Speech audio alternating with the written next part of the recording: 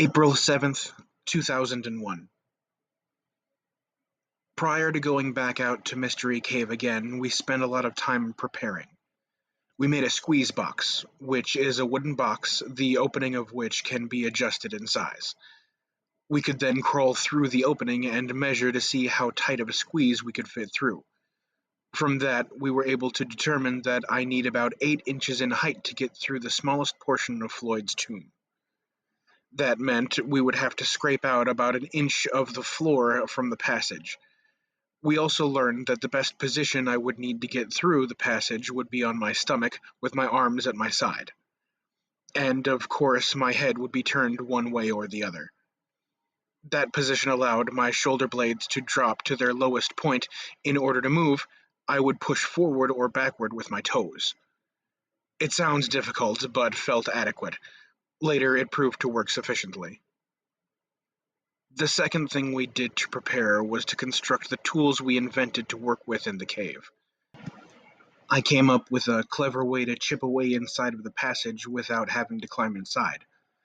I had my neighbor weld together several lengths of steel pipe in a manner that would allow us to take it apart while we climbed down to the tomb, but still have the strength necessary to hold up to a blow from a hammer once it was together. We made our own tips that we could screw into our pipe to reach the area we needed to work on. B came up with a cool design for a scraper using angle iron. He had his neighbor weld it together. It proved to be an invaluable tool for scraping and removing the rock. We were both proud of our inventions. I also made a device to hold my drill that attached to our pipe. We ended up not using it since B's scraper device worked so well.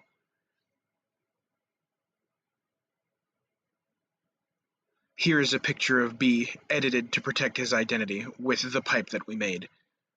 I took the picture facing away from the tomb. He is sitting on the rope bag that we used as a bed. Behind him to his left is the passage that leads down to the still water. Behind him to the right is the last drop-off before the passage. You can see some orange webbing we used to climb up and down.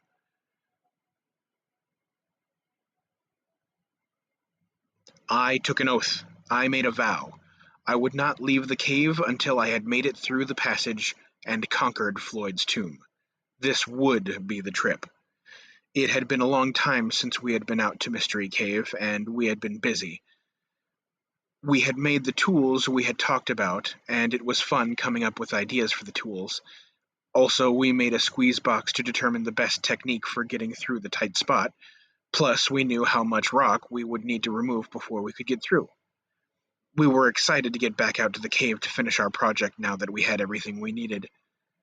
Our climb down to the passage took a little longer than usual since we had extra tools to carry. Once we got down to the passage, we immediately got to work using B's scraping tool with the pipe I had made. It worked like a charm, and we could hammer the pipe on one end and the scraping tool on the other end dug into the rock. Then we could push the debris all the way through the passage and out of our way.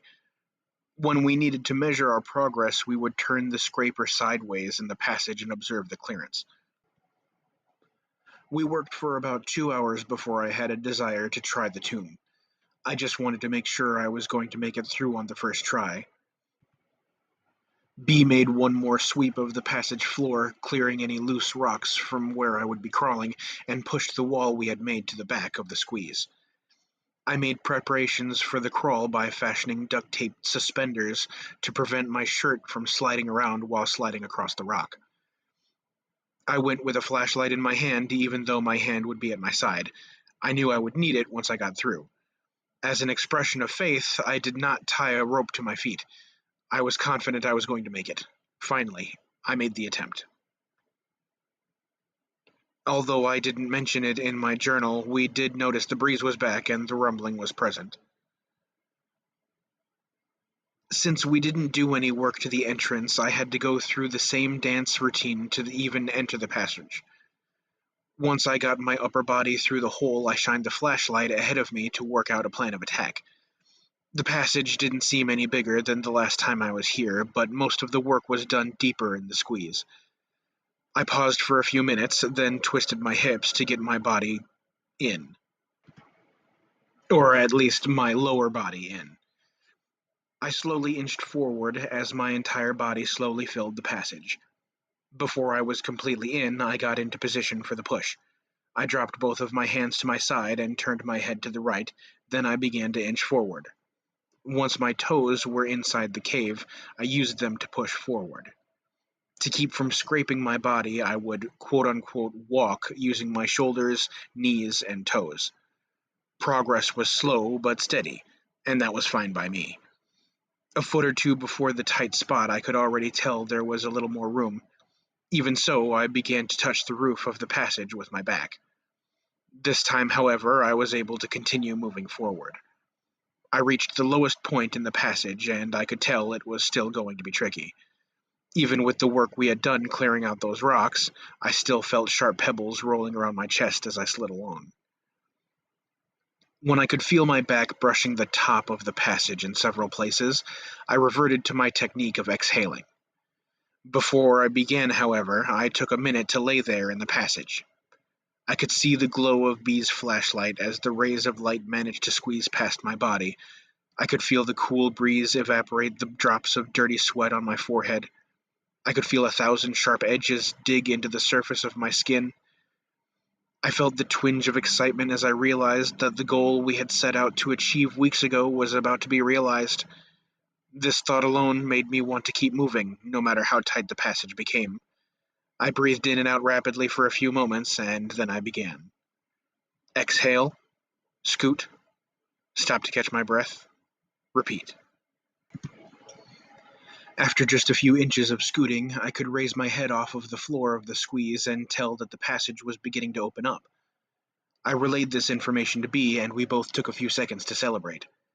During the rest of the slide through the passage, B was cheering me on. Virgin Passage and Neil Armstrong territory were the phrases he kept repeating. I was grinning ear to ear. Even though the passage was beginning to get larger, it was still slow going. I had to continue scooting along for another foot and a half before I could slide my arms underneath me to use them to crawl. At that point, I felt my journey was essentially over. I was able to sit up slightly and move the rock wall that we had erected several trips ago. Those rocks served as a somber reminder that a little caution would be wise. I shouted back to B that I was through. We both took a minute to congratulate ourselves on our success. B would likely never be able to squeeze through the passage and see what I was seeing, so I gave him a description of what the cave looked like. At this point, I only had my mini-mag, so I could not see very far into the passage. The end of the passage made a gentle right turn and seemed to go for a ways. I was unable to do anything at this point but sit due to the size of the passage. All of the broken rocks we had pushed through Floyd's tomb were around me at this point, and there were no signs of human intrusion. I had to wait until B passed me my helmet light to get a better feel for the cave. He used the pole we made to slide me the end of a rope. Then I was able to pull all of my gear through the squeeze with that. The first thing he sent through was my helmet and light. After I got the light fired up, I was able to see our new section of the cave. Our new section of the cave. It was an exciting experience to see the results of hours of hard work over the course of several weeks. At this point, we still had no idea what the cave had to offer. The only thing I could see was the passage immediately following the squeeze. It was a narrow passage with a low ceiling. I would easily be able to get through it, but I would have to crawl. I began taking pictures so I could show B.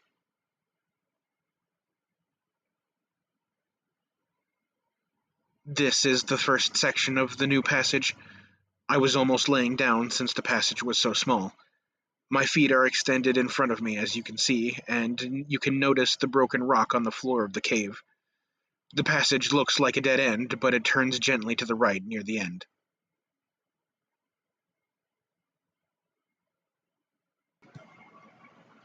I asked B how far he thought I should venture into the new cave in light of the strange events that had been occurring. For the first time, he too toned down his enthusiasm as he remembered the noises. He slid the pipe through the tomb with a loosened tip on the end.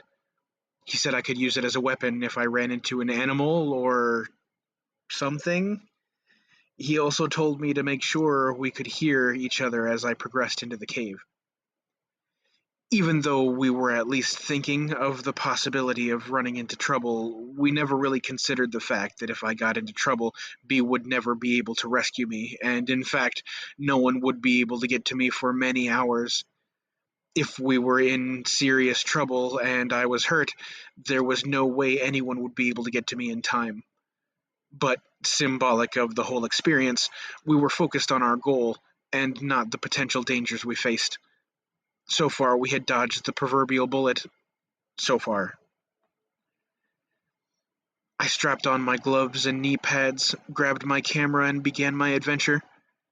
I crawled through the passage pictured above and was about 20 feet along.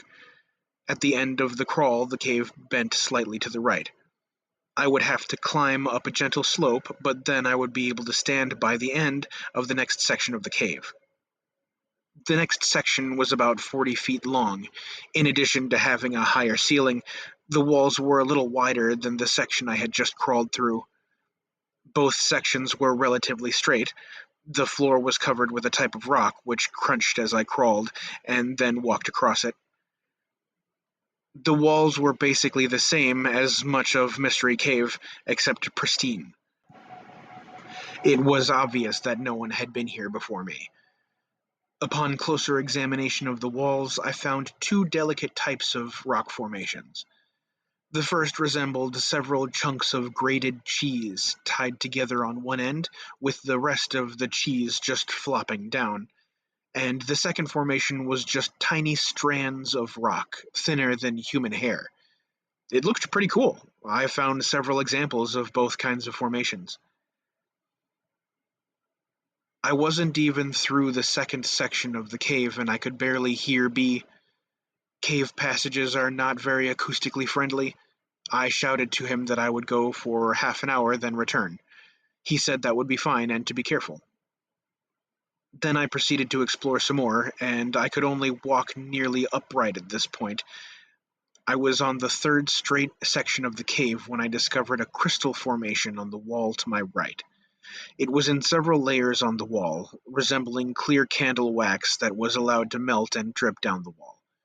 There were several small stalactite-looking formations formed by these crystals, and the longest was about 4 inches in length. There would have been one much longer, judging by the size of the base, but it had broken off. I looked to see if I could locate where it ended up, but I couldn't find it.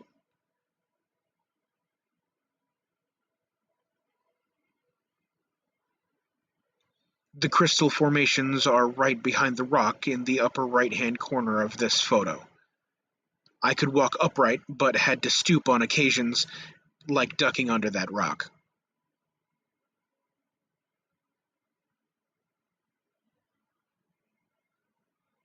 The passages continued on for another 100 feet or so before the cave opened up a little.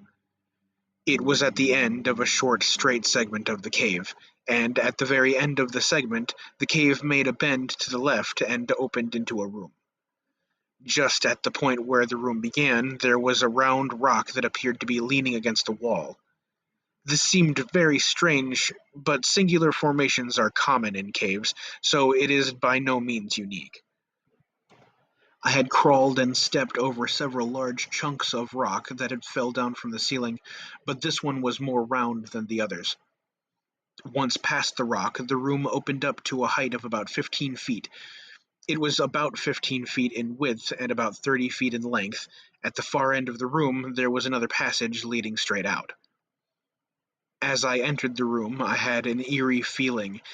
It was like the old saying that I felt like I was being watched. Once again, the excitement of the new find faded, and the memories of the mysterious side of the cave crept back into my mind. Suddenly, I felt very alone. Fortunately for my ego, I was nearly out of time and had to get back to B before my half hour was up. I took several pictures of the room, and I was going to just get a feel for how long the next passage was when something caught my attention. On the left side of the room, on the wall at about eye level, I discovered what appeared to be hieroglyphics. It was a single drawing that almost appeared to be just part of the rock coloration. It looked like very crude representations of people standing below a symbol. I was astounded. This meant that there could have been another entrance to this cave. Even if the entrance was closed or blocked, it might mean an opportunity to open it and get B into the cave as well. I took another look at the drawing to make sure I could describe it to B, then I took some more pictures and headed back. When I got back to the squeeze, I could barely talk fast enough to let B know everything I had discovered. He was just as excited to hear about our newly found treasures. As we debated what our next move would be, I began to send my gear back through the tomb. I told him it would be best if we got someone else to come back with me in case something happened, and he agreed. Once I got all of my gear through, I was faced with another wonderful task of having to negotiate Floyd's tomb again. On negotiating the tight passage, theoretically, a person should be able to get out of a passage that they just crawled through by simply reversing what they just did to get in. If they contort their body a certain way to get in, they should be able to get into the same position to get back out. In practice, this may not prove to be possible or practical. Such was the case with Floyd's tomb. I determined in advance that I would attempt to go head first back through the squeeze. I knew that I could definitely make it by going feet first, but that would mean backing up all the way through the tomb. That would take a long time and be very exhausting. My only concern in going head first was when I got to the end of the squeeze. I would have to get through the hole we made without the benefit of being able to twist my body. Oh well, I chose to go ahead and deal with it when I got to the exit. I started into the squeeze very close to the tight spot, so at least I would have it over with soon. It turned out to be tricky getting through. I had to shift my hips to the right a little to get through, and I just kept plugging away at it. My hands were once again at my side, my head was turned to the right, and I was scooting with my toes. And once again, I was using my head as a gauge to tell when I was at the tight spot. Then, when I was past it, I seemed to get a little tired, quicker on the way out. It must have been from all of the work we had done to get through in the first place. I was a little over halfway through when something bizarre happened. I was laying there taking a brief break when I heard a sound deep within the cave. It was the faint but distinct sound of rock sliding on rock. My blood froze in its veins and I couldn't move. I just laid there straining to hear the sound again, but there was nothing. I quickly began to scoot towards the exit. I didn't mention the sound to B, but I did recall one of our earlier trips when B said he heard the same thing. The task of getting out of our hole turned out to be as painful as I thought it would be. I had to put my arms overhead and force my shoulders through the hole. I definitely left some skin behind as I slipped through. B helped me as I wiggled my upper body out of the tiny passage. Then I could catch myself and ease my lower body out of the tomb. I was out. B and I shook hands and began to load up our gear. I was trying to listen to any sounds coming from the hole, but we were making too much noise gathering our stuff. As much as I looked forward to getting into the passage, it was a relief to get back out. That is pretty much how I feel about the caves in general. I love to go in, but feel good when I get back out again. Something strange happened again with the pictures I took in the new part of the cave. The pictures I took in the passage leading up to the large room all turned out just fine. Strangely, none of the pictures taken in the room turned out. Pictures of the round rock, and more importantly, pictures of the hieroglyphics I saw. Pictures taken before and after the room turned out great, but the negatives of the photos taken in the room were clear. Nothing. I remember what the hieroglyphics looked like, so I drew a picture to give you an idea of what I saw.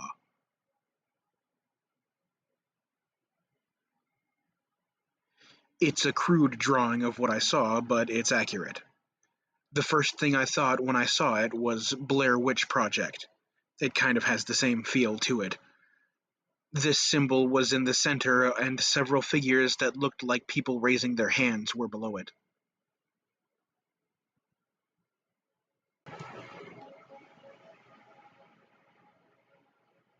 April 14th, 2001. This is the last picture before I entered the large room. At the end of the passage, partially hidden in the shadows, is the round rock that I saw.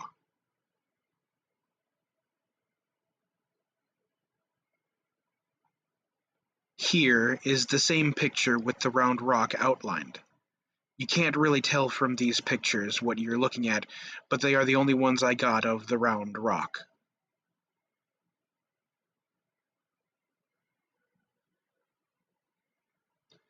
Only a couple of days elapsed before B found someone who wanted to explore the passage with us. B told me he talked to a few other people who couldn't make it because of scheduling conflicts, and said they really grilled him for information about the cave and about the passage. He wouldn't tell them which cave it was to ensure that we explored it to our satisfaction before we made it known to the public. Even the guy who ended up going with us did not know which cave until we were very close to it, and he was sworn to secrecy that he would not reveal the location of the cave to anyone on the planet. I won't identify him by name, so I will just refer to him as Joe. Joe, B, and I set out early in the morning to make sure we could spend all the time that we wanted in the new passage. When we got to the cave, we were able to rig up and descend rather quickly. It helps when you don't have to haul half a hardware store down into the cave. Joe was impressed by our work. Even B and I took a minute to pat ourselves on the back for all of the hard work that we had put in, and for the fact that we had made it through. Joe is a rather thin caver who has had a lot of experience in the caves. He said this might be the tightest squeeze he had been in, but it didn't bother him. I knew that physically he would be able to make it since I was bigger than him and I was able to make it. He was just as excited as us to get through and get caving, maybe more. He quickly got ready and was waiting to hear what the plan of attack was going to be. I figured I would send him through first since he was ready and I would follow. B would pass our gear through and wait for us outside the passage. B would give us 2 hours to return. That was nice of B to go down into the cave and babysit with us. It gets boring sitting there in the cave. With our plan set, we were ready to roll. It was perhaps irresponsible of us not to tell Joe about all of the unexplained events that occurred in the cave until after he had gone through. But what exactly do you tell someone? How many of the weird things did we need to reveal to him? We did not feel that we were in any danger, or we would not go into the cave ourselves anyway, so we did not tell him a thing prior to him entering Floyd's tomb. And of course, when we finally did tell him afterwards, it was too late. I couldn't believe how easily Joe slipped through the passage. He said it was tight, but it sure didn't look like it.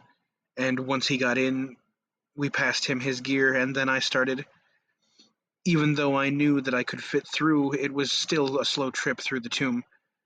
You can only go so fast when you're scooting on your toes, and when I reached the tight spot of the squeeze, I had Joe snap a picture of me. I thought it would make a good photo. Once I got through, B started to relay my stuff to me, then disaster struck. I had gone all the way in and turned around to pull my gear through. I had to kneel down and crouch down low. I had just got my helmet, ironically, and light, and was just turning around to feed the rope back to B when I smacked my head on the top of the passage. Human skull versus solid rock. Rock won. I told B what had happened, and he sent my first aid kit through. I was bleeding, but even worse, I didn't feel too good. I patched myself up, then told Joe I didn't think I'd better continue. He looked like a little kid who was told that Christmas would be canceled. Although I didn't like the idea of him exploring the cave without me, for selfish reasons, of course, I wanted him to at least see the part of the cave for making the trip out here. I told him how far to go and how long it would take, then I sent him on his way. As I laid there, I could hear him crawling into the darkness. His light disappeared after the first turn. I rested a minute or two, then began my journey back through the squeeze. It was disappointing to get all the way out to the cave and then not be able to explore it to its end. Actually, it was killing me. After I got through Floyd's tomb, which was painful, I sat down and munched on a Cliff Bar while B and I chatted. I told him I would pay for a motel room if he would stay overnight. Then we could see how I was doing the next day and make another attempt at the cave. I felt goofy for having smacked my head on the cave wall. B said he was willing to give it another try tomorrow. He was just as anxious to put some closure to this cave. As long as Joe would stay overnight, we determined to wrap things up for the next day. Once this was settled, we just sat back and enjoyed the darkness. We could hear no sounds coming from the passage. The silence reminded me of the scraping noise that I had heard last time that we were out here. I brought up the subject with B, and since I had not explored the cave completely, I could not offer any explanation of what could be making the scraping noises, or the change in the wind strength, or the rumbling, or the terrible scream that we heard. Suddenly, we both wished we had not sent Joe into the cave alone. B went to the hole and yelled into it, calling after Joe, but there was no answer, which wasn't surprising. You just can't hear each other when you are very far apart in a cave. We nervously awaited any sounds, good sounds, that is, Joe sounding sounds. The 20-minute time limit we had set passed, then 25 minutes. I really had no desire to climb back through the squeeze. My head was still throbbing, and the squeeze looked tighter than ever. Still, I knew I was going to have to make sure that Joe was safe. Just as I was getting prepared to go back through, I saw a light deep in the passage. "Joe?" I called out, but nothing. "Joe?" Still no answer. The light got brighter, and I could hear the noise of someone crawling across the broken rock. "You okay, Joe?" "No," was his weak reply. When he got to the other side of the tomb, he said he was not feeling well. He quickly took off his gear and put them in the bag so we could pull it through. As I pulled the bag through the passage, he began to climb back through the tomb. We didn't even get a chance to question him about what he saw before he was coming back through already. He quickly slipped through the squeeze and the hole, and then finally got a good look at him. He looked terrible. His face was pale and he was out of breath. The dust that covers the floor of the squeeze left its mark on his face and clothes. He had numerous small cuts and scratches on his face and arms, probably from his rapid exit from the passage, and his eyes were wide open. We only had a brief moment to look at the change that had occurred to Joe before he started to head up and out of the cave without saying a single word. While Joe and B started for the surface, I took a minute to gather our gear, then I stopped to listen into the passage. I didn't hear anything, and I felt nothing. The wind had stopped. Part of me wanted to get out of this cave as fast as possible, but another part of me wanted to immediately climb back through the passage and find out what made this cave tick. Then was not the time, though. I still felt a little dizzy from my injury, and that moment I noticed B and Joe had made good time getting up the cave passage, and I was left alone. Chills ran through my body as I scurried to catch up with them. Once we got outside the cave, I figured that we would be able to find out more from Joe, but when he got up the final climb, he just unclipped from the rope and went straight to the truck. In the light of day, he looked even worse than in the cave. B and I gathered up the rope and our gear and headed for the truck. Joe said he did not want to stay overnight because he felt terrible, and we believed him. So we headed back home. We could get no information from Joe. He just stared straight ahead. He was shaking like a leaf, and he said he was not cold. When we tried to question him, his answers were short. I asked him if he saw hieroglyphics. No. Did he hear us yelling? No. When I asked him if he saw the round rock, he said no, and the crystals also, he said he did not see them. He said he just went a little ways in and started to feel sick. Something was fishy about his answers, though. He would have had to have seen the crystals if he got far enough into the cave that he couldn't hear us yelling. But why wouldn't he elaborate? The rest of this trip passed in eerie silence. Joe didn't say much else. We gave him a brief outline of the strange events that happened in the cave. He didn't reply. As we were dropping him off, we asked if he wanted to go back to the cave sometime, but he shook his head and ran into his house. I tried to call him later in the day and the next day after that, but I've only been able to reach his voicemail.